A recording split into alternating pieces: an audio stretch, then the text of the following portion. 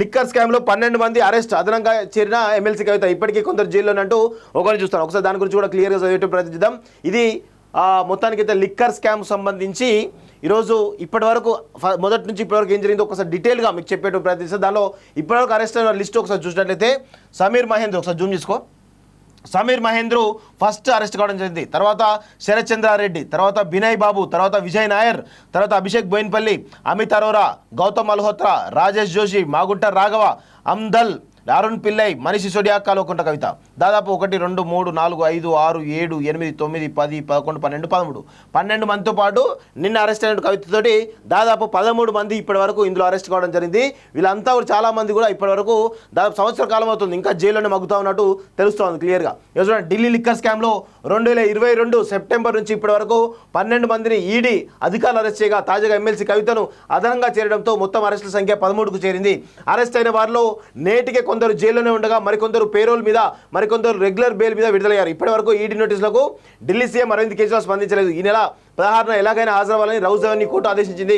Stay కోరుతూ చేసిన కేజ్రీవాల్ రిక్వెస్ట్ను తోసిపుచ్చింది. ఈ డెడ్ లైన్కు కొన్ని గంటల ముందే కవితను ఈడీ అరెస్ట్ చేయడం సరికొత్త చర్చలకు దారితీసింది. లిక్కర్ కేసులో ఇప్పటి వరకు ఈడీ 5 ఛార్జ్ షీట్లను రౌజ్ అవెన్యూ కోర్టులో సమర్పించింది. అన్నింటా సౌత్ గ్రూప్ అనే శీర్షిక కింద కల్వకుంట్ల కవిత పేరును ఈడీ ప్రస్తావించిన 5వ ఛార్జ్ షీట్లో మాత్రమే ఢిల్లీ మాజీ డిప్యూటీ సీఎం మనీష్ సిసోడియా పేరును నిందితుడిగా నొక్కి చెప్పింది. తొలుత ఆయన సిబిఐ పోలీసులు విచారణ నిమిత్తం పిలిచి ప్రశ్నించారు. ఆ తర్వాత అరెస్ట్ చేయగా ఈడీ కూడా మనీ లాండరింగ్ నిరోధక చట్టంలోని ఉల్లంఘనల కింద ఆయన్ను మార్చి 9న తిహార్ జైల్లోనే అరెస్ట్ చేసింది. అక్కడితో ఈడీ అరెస్టులో ఆగిపోయింది. దాదాపు ఏడాది తర్వాత కవిత అరెస్ట్ చర్చనీయాంశమైంది. ఈ కేసులో ఈడీ సిబిఐ చేసిన అరెస్టు కాకుండా అరెస్టుల సంఖ్య తాజాగా 13కు చేరింది.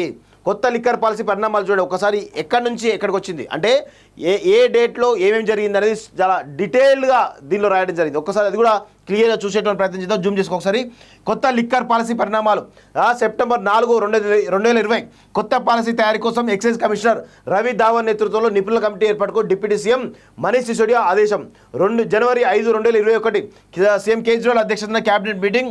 మనీష్ సిసోడియా, సత్యేంద్ర జైన్, కైలాష్ గెహ్లాట్తో కూడిన మంత్రుల బృందం ఏర్పాటుకు మంత్రివర్గ నిర్ణయం. మార్చి 22, 2021 మంత్రుల బృందం నివేదిక రెడీ అయ్యాక కేబినెట్ మీటింగ్కు సమర్పణ. ఈ రిపోర్టు అమలు చేసి 2021-22 ఏడాదికి పాలసీ తయారు చేయాల్సిందిగా ఎక్సైజ్ శాఖకు ఆదేశం. మే 21, 2021 కొత్త ఎక్సైజ్ పాలసీకి ఆమోదం తెలిపిన రాష్ట్ర మంత్రివర్గం. నవంబర్ 8, 2021 ఫారెన్ లిక్కర్ ధరల విషయంలో సంబంధిత అథారిటీ నుంచి అనుమతి లేకుండానే ప్రభుత్వం నిర్ణయం తీసుకున్నట్లు లెఫ్టినెంట్ గవర్నర్ ఆరోపణ.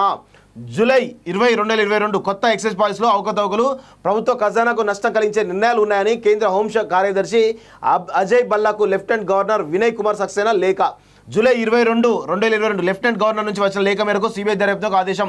ఆగస్టు 17, 2022 సిబిఐ ఎఫ్ఐఆర్ నమోదు. నిందితులుగా ఢిల్లీ ఎక్సైజ్ మంత్రిగా ఉన్న డిప్యూటీ సీఎం మనీష్ సిసోడియా సహా మొత్తం 15 మంది పేర్లు. ఆగస్టు 22, 2022 మనీ లాండరింగ్ చట్టం ఉల్లంఘనలు జరిగినట్లు వచ్చిన ఫిర్యాదు మేరకు ఈడీ రంగంలోకి. సెప్టెంబర్ 6, 2022 లిక్కర్ స్కామ్లో ప్రమేయం ఉన్న ఆరోపణలపై హైదరాబాద్లోని అరుణ్ రామచంద్ర పిల్లేకు చెందిన రాబిన్ డిస్టిలరీస్, రాబిన్ డిస్ట్రిబ్యూటర్ కంపెనీలు ఆయన నివాసం పైన ఈడీ సోదాలు. కల్వకుంట్ల కవితకు వ్యక్తిగత ఆడిటర్గా పనిచేసిన గోరంట్ల బుచ్చిబాబు ఆఫీస్ నివాసంలో తనిఖీలు. ఆ తర్వాత మనీ లాండరింగ్ ఆరోపణలపై Aurobindo pharma full time director Sarath Chandra Reddy ప్రశ్నించిన ED. Andhra Prabha Air India head TV channel నిర్వాహకుడు ముత్తా గౌతమ్పై విచారణ. కార్యాలయంలో సంస్థ సోదాలు. లిక్కర్ స్కామ్తో సంబంధం ఉందని బోయినపల్లి అభిషేక్ను అదుపులోకి తీసుకున్న సిబిఐ అరెస్ట్ చేసినట్లు ప్రకటన. ఆంధ్రప్రభ ఎండీ ముత్తా గౌతమ్ను అరెస్ట్ చేసిన సిబిఐ. డిప్యూటీ సీఎం సిసోడియాను ప్రశ్నించిన సిబిఐ. అరబిందో ఫార్మా శరత్ చంద్రారెడ్డిని అరెస్ట్ చేసిన ఈడీ.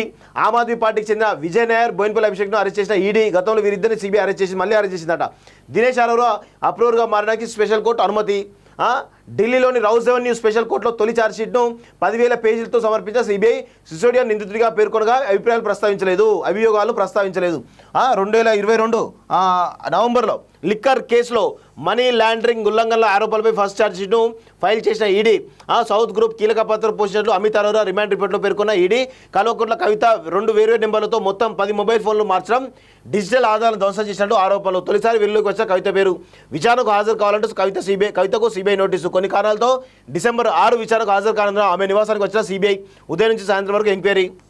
సిఆర్పిసి 191 కింద మరో నోటీస్ జారీ. స్పెషల్ కోర్టులో రెండో ఛార్జ్షీట్ దాఖలు చేసిన ఈడీ ఢిల్లీ సీఎం అరవింద్ కేజ్రీవాల్ పేరు ప్రస్తావించి సమీర్ మహేంద్రతో మాట్లాడినట్టు వెల్లడి. కల్వకుంట్ల కవిత, మాజీ యాక్టర్ గోరట్ల బుజ్జిబాబును అరెస్ట్ చేసిన సిబిఐ.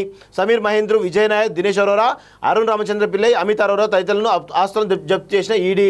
విచారణకు హాజరవ్వాలని మనీష్ సిసోడియాకు సమన్లు పంపిన సిబిఐ. రాష్ట్ర బడ్జెట్ తయారీ కారణంగా హాజరు కాలేదని మరో తేదీని ఖరారు చేయాలని విజ్ఞప్తి.